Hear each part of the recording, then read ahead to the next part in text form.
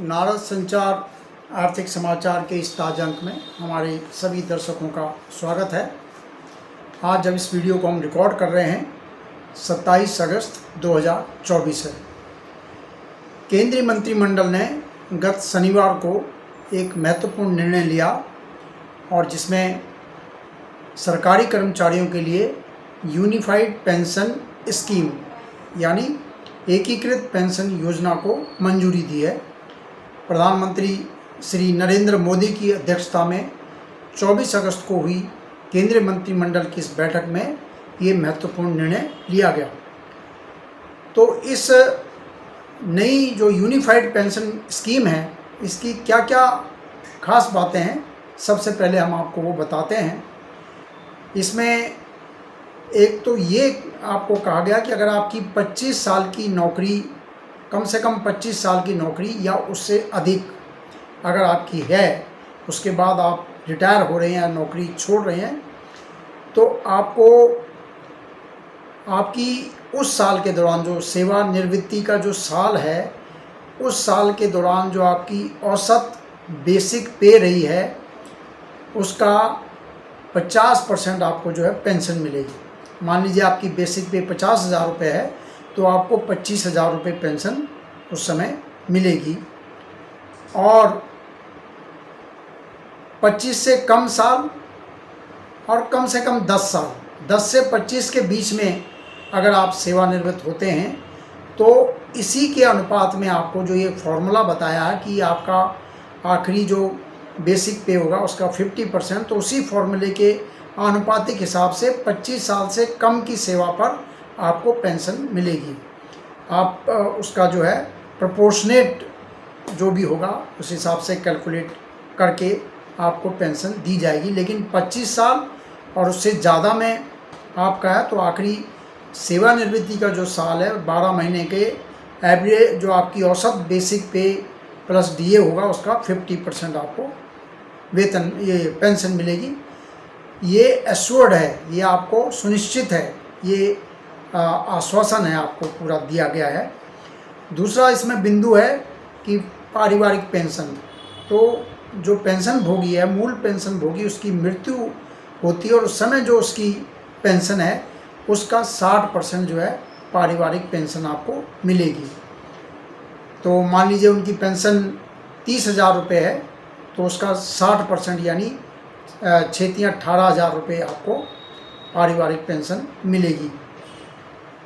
और एक बिंदु ये इसमें है कि कम से कम अगर आपकी 10 साल की नौकरी है, उसके बाद आप रिटायर हो रहे हैं, तो आपको मिनिमम न्यूनतम 10,000 रुपये मासिक पेंशन इसमें मिलेगी। ये यूनिफाइड पेंशन स्कीम में ये घोषणा की गई है, ये कहा गया है, ये फैसला है मतलब। और महंगाई का भी इसमें लाभ दिया गया है। पेंशन में जो भी आपकी पेंशन बनेगी उसमें महंगाई भत्ता भी दिया जाएगा समय समय पर, जैसे कि पहले मिलता था। पारिवारिक पेंशन पर भी महंगाई भत्ता मिलेगा और जो न्यूनतम 10,000 रुपये है उस पर भी ये इंडेक्सेशन का जो महंगाई सूचकांक से जुड़ी महंगाई जो है वो उसका भी लाभ मिलेगा। और ये कौन सा है, जो औद्योगिक कर्मचारियों का अखिल भारतीय उपभोक्ता मूल्य सूचकांक है, उसकी जो महंगाई का जो आंकड़ा निकलता है, समय समय पर आता है, उसके हिसाब से आपको महंगाई भत्ता दिया जाएगा।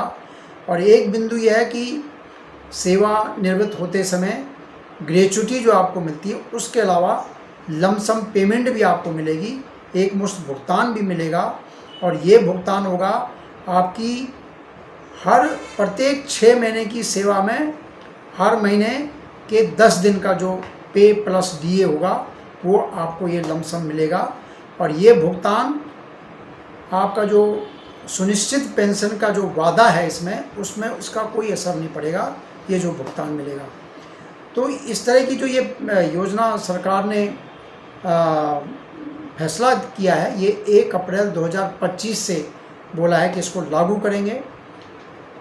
तो चलते चलते आपको बताएं कि सरकार ने 1 जनवरी 2004 को सरकारी सेवा में 1 जनवरी 2004 के बाद जो भी सरकारी नौकरी लगे हैं, उससे पहले के जो लोग हैं उनके लिए तो पुरानी पेंशन योजना लागू है और उनको उस हिसाब से जब वो रिटायर होंगे तो पेंशन उनको मिलेगी। लेकिन 1 जनवरी 2004 के बाद जो भर्ती हुई उनके लिए एनपीएस सरकार लाई थी, नई पेंशन योजना। उसमें क्या था, कर्मचारी का बेसिक पे और डीए का 10% और सरकार अपनी तरफ से 14% देती थी। तो ये 24% का जो है कोष बनता था। और उस कोष में जब आप रिटायर होते हैं, 60 साल की आपकी सेवानिवृत्ति 60 साल के बाद होती है, तो जो वो कोष बनता था उसमें से 60% आपको टैक्स फ्री आपके खाते में दिया जाता था और बाकी 40% का जो है उसमें कोई पेंशन प्लान आपको लेना होता है। ये उसकी शर्तें थी। तो एनपीएस में अभी कितने कर्मचारियों को पेंशन मिली है उसके बारे में कोई सामने, क्योंकि 20 साल हुए इसको लागू हुए और कुछ लोग रिटायर हुए हैं, लेकिन ये जैसा कोई स्पष्ट रिपोर्ट इसमें नहीं है। लेकिन ये है कि बहुत कम पेंशन उसको मिली है जो पुरानी पेंशन योजना के मुकाबले, उसके मुकाबले उनको काफ़ी कम मिली है। इसलिए जो सरकारी कर्मचारी थे वो एनपीएस का विरोध करते आ रहे थे और ये बड़ा चुनावी मुद्दा भी रहा है। तो इसलिए सरकार ने अब ये नई पेंशन योजना लागू की है, जिसमें काफ़ी चीज़ें पुरानी पेंशन योजना जैसी ही हैं। बस केवल ये है कि इसमें आपको हर महीने योगदान जो आपको देना है, 10% आपका है और सरकार जो है, भारत सरकार इसमें 18.5% आपके पे और डीए का इसमें कोष में डालेगी। उस कोष से ही आपको एकीकृत पेंशन योजना के तहत पेंशन दी जाएगी। तो इस अंक में इतना ही। अगले अंक में फिर आपसे मुलाकात होगी। आप हमारे वीडियो को लाइक कीजिए, शेयर कीजिए और आपका कोई सुझाव है तो उसका भी स्वागत है। नमस्कार।